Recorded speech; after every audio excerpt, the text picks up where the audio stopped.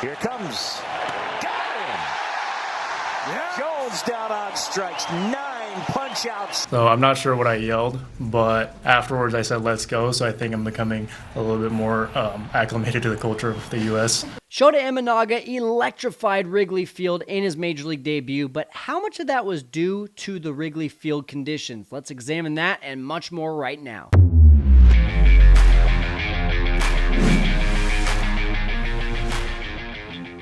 Shota Imanaga's debut could not have been drawn up any better. He did not allow a single hit until 2 outs in the 6th inning. He ended the day with his 9th strikeout and didn't allow a single run, and didn't walk a soul. All of this led to Cubs fans singing America's favorite song for the first time in 2024.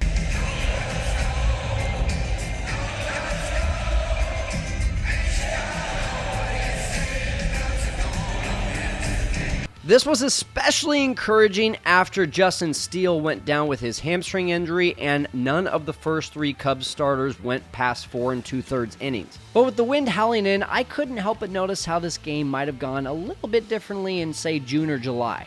I want to look at that. I want to look at his pitch mix, and really the first thing that stood out to me about his pitch mix was the steady diet of high fastballs and then countering with mainly the low splitters.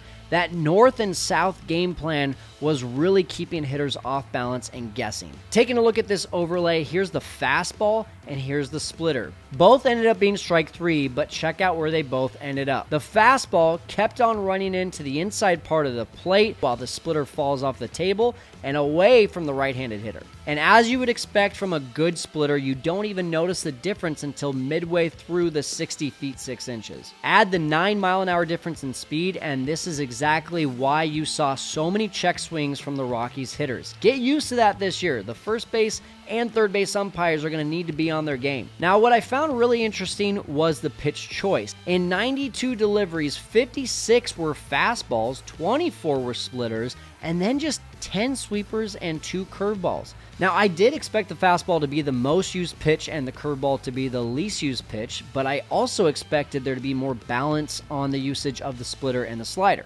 This might have been due to the righty-heavy lineup. In fact, most of his sweeping sliders were thrown to lefties, and the Rockies only had 3 lefties in their lineup here on opening day. But even when the slider was thrown, it was really just a show-me pitch. Only 1 of his 9 strikeouts appeared to come via the sweeper. And this chart right here shows you just how devastating that splitter was.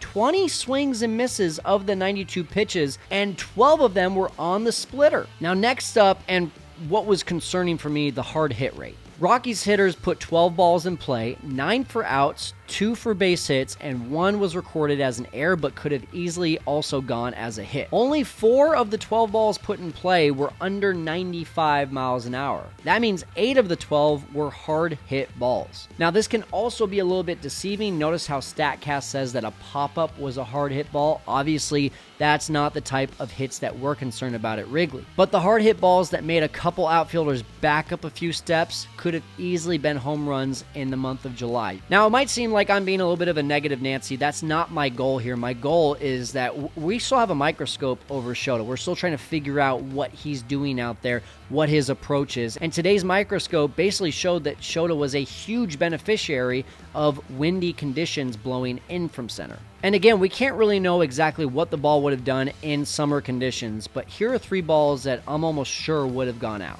Now, keep in mind, Shota is the pitching philosopher. That was his nickname in Japan, and he probably was very aware of the conditions and pitched to them, using them in his favor. That's one thing that a lot of pitchers like to do at Wrigley. One that comes to mind, Greg Maddux. So it's just a smart thing to do. Now, once July hits and we compare a July start in Wrigley to this start in April, I bet you they're going to look a lot different. I wouldn't be surprised if Shota replaced 8 to 12 of those fastballs with more splitters or sweepers, just to keep hitters more off balance. We'll see once we hit that time of the year.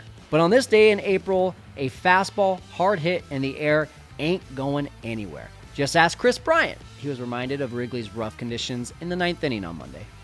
Next up, Shota will likely pitch the final game against the Dodgers on Sunday at Wrigley, so we'll see how that game plan changes against that high-powered offense.